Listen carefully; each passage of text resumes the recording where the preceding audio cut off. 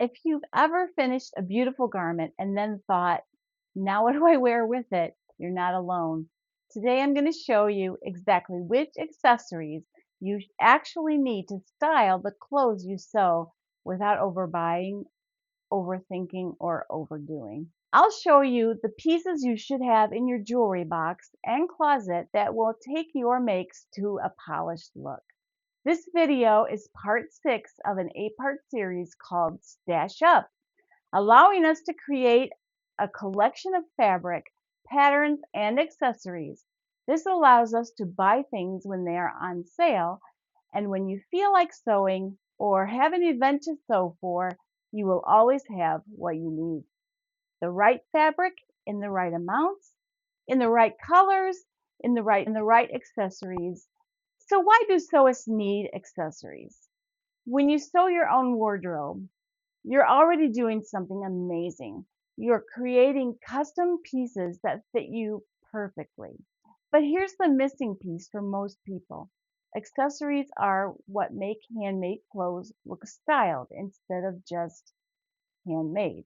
They finish the outfit, add personality, and help your pieces mix and match.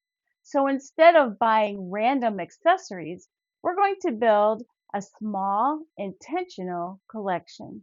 There are 10 essentials you need in your collection. The first thing is an everyday necklace, similar to what I have on every single day. And this is actually a coin that I bought in Israel that's 2,000 years old, called a widow's mite.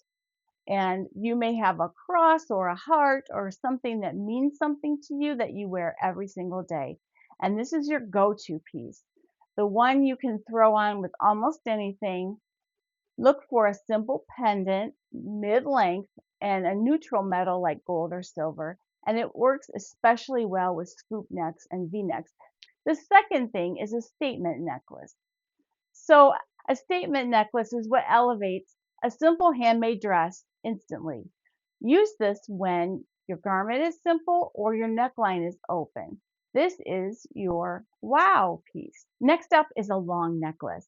A long necklace is essential, especially for high necklines and turtlenecks. It creates length, vertical lines, a more polished look. This is one of the easiest ways to upgrade a handmade outfit. Number 4 would be statement earrings. Statement earrings are a must, especially when you have a boat neck, you're skipping a necklace. They draw attention up to your face, which is always flattering.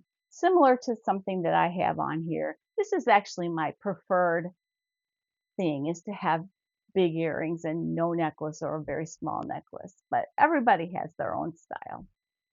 Number 5 is everyday earrings. These are your little simple hoops or studs that you simply wear every day. Just a little something that your ears aren't just bare.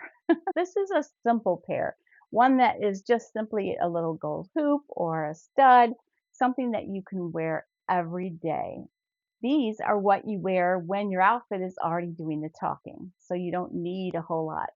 Number 6 is a scarf. Now, a scarf is incredibly versatile. You can add color to a neutral outfit, soften a neckline, create visual interest, and it's especially great with handmade garments because you can coordinate fabric and color very beautifully. Number 7 is a belt. Now, a belt is one of the most powerful styling tools. It can define your waist, it can change completely the silhouette, and completely transform a dress. If you sew a lot of dresses, this is a must-have. So when should you wear a belt? A belt works best when you want to define your waist and add shape to a loose garment, or break up this long vertical line. If you've sewn a dress that feels a little boxy, a belt can completely change it. Here's when not to wear a belt. If your garment already has shaping, you want a longer, leaner line, or the fabric is bulky or gathered at the waist. Sometimes no belt actually looks more polished. Now let's talk about width. This makes a big difference. Wide belts create strong definition. They draw attention to the waist and shorten the torso visually. Narrow belts are more subtle. They create a softer shape and are easier to wear with most garments. If you're unsure, start with a narrow belt. It's the most versatile. So let's talk about body type. Here's how to think about belts based on your body type. If you carry weight through your middle, skip the belt at the natural waist and just wear them slightly lower and looser. Narrow belts tend to be more flattering. If you have a defined waist, this is where belts shine. You can wear both wide and narrow styles. Great with your handmade dresses. If you have a defined waist, this is where belts shine. You can wear both wide and narrow styles. It's great with your handmade dresses. And if you're straighter through the torso, belts can create an illusion of shape. Try placing them at the waist. Medium to wide belts work really well. If you're petite or short, stick with the narrow belts. Wide belts can overwhelm your frame if you're a small person. If you're full or busted, be careful with very high up belts. They can visually shorten your torso. So you want to make sure that they're not up almost under the bust line. You need to make sure they're nice and low. Number 8, a brooch. Brooches are so underrated. They're perfect for boat necklines, jackets, or adding interest to any plain garment. They add a lot of personality. You can even put them on a handbag, which is the next thing we're going to talk about. Handbags are another essential that you need. A structured handbag instantly takes an outfit and makes it feel intentional. Even if everything else is simple, it adds polish. Think of it as part of the outfit, not an afterthought. Handbags matter because they provide both function and fashion. They help balance proportions, reinforce your personal style, and elevate even the simplest handmade garments. Think of your handbag as part of the outfit, not an afterthought. Now, I'm very guilty of this. I grab whatever is there and I go out the door. And sometimes it's really garish because I have this big flowered purse and I sometimes don't think about it. But this makes me realize I probably should put a little more thought into it. Let's talk about matching handbags to outfit styles. Casual, everyday looks. T-shirt dresses, t-shirts, knit tops, and relaxed skirts need crossbody bags or slouchy hobos or casual totes. These are the styles that are practical, comfortable, and effortlessly stylish. Now, what about your professional and polished outfits when you want to go to work or you want to go to church or whatever it is you want to dress up for? For workwear and tailored garments, choose a structured handbag, such as a satchel or a top-handled bag. But clean lines and defined shapes complement the precision of handmade blazers and your trousers. I know I haven't really given a lot of thought to some of this that I discovered as in my research. And it really is true that you should match your handbag feel to what you're doing. Like a slouchy bag probably wouldn't look great with a tailored outfit. And a tailored bag, top handled purse or satchel probably isn't going to look great with jeans. So you have to give it some thought, which is something I am very guilty of not doing. For elegant and dressy ensembles, for special occasions, evening bags and clutches are the way to go. They add sophistication without overwhelming your garment.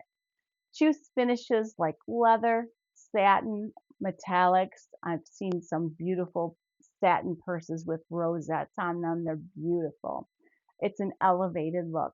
Think of weddings, formal events, military balls, that kind of thing. Now, what about relaxed weekend and travel styles? For errands, traveling, and relaxed weekends, larger totes and crossbody bags offer both comfort and practicality when you're trying to carry everything with you. Some of the larger totes will even fit your small laptop. So they offer practicality while maintaining style. So you have to think about the size. It really does matter when you're styling your handbags. For petite frames, keep your handbags small to medium.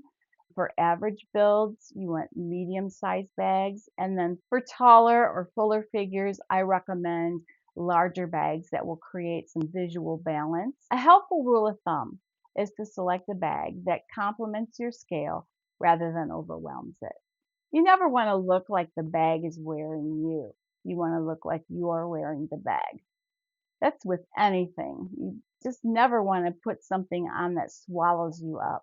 You can also coordinate color and texture when you think about your handbags. So if you have a neutral handbag, it'll go with everything black, tan, navy, or cream.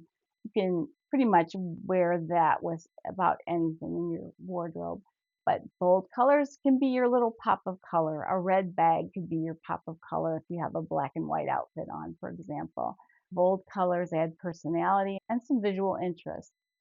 Textured materials like woven leather or suede, they add depth and a little character to simple garments. Even your braided tassels and things like that can just add a little spice to things. So basically, to think about your homemade wardrobe, you want to have a little capsule of handbags as well to complement each type of outfit that you might have. It's something that I never thought of before, but it's something I'm going to pay a little more attention to in the future. Now let's talk about everyone's favorite, shoes. You don't need a huge collection, just a few options. Casual, dressy, and a neutral pair. Shoes anchor the whole look. Now, many of us have back problems and arthritic feet, and most of my audience, I know you're up there in age with me. A lot of you are anyway. So, what do you do when you can't wear some of the really cute shoes that are out there?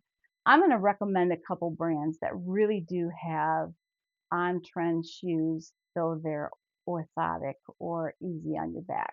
I've had 4 spine surgeries, so I'm one of those that cannot wear the trendy shoes anymore. So here's a few brands I would highly recommend. The first one is Skechers. Skechers is a brand that I buy almost exclusively. They're very comfortable. They also have the slip-in heels, some of them, which gives you freedom from having to bend over and pull something on if you have a little arthritis in your back or something like that. Definitely a game changer if you have back pain. Bionic has a wonderful collection of orthotic footwear. I really like their sandals. I have several pairs of those. Also, Clark's is another good brand. I have some Clark's sandals that I really like. If your accessories work with multiple different kinds of garments and they fit your color palette, they're neutral, and they suit your style, you really don't need a whole lot of different shoes. You can create dozens of outfits from just a few. And that's the power of having an intentional collection, really, of everything. As a sewist, you can design your outfits with your accessories in mind. So when you choose a pattern, you can think about what is the neckline?